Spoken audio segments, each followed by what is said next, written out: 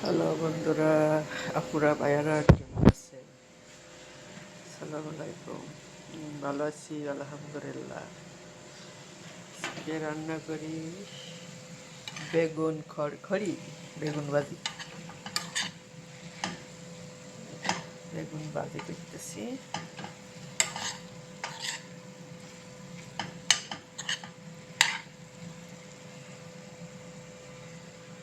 ছেলে বেগুন ভাজি, আর এই জায়গায় বেগুন ভাইজে ফ্রিজে খেয়ে দেবো।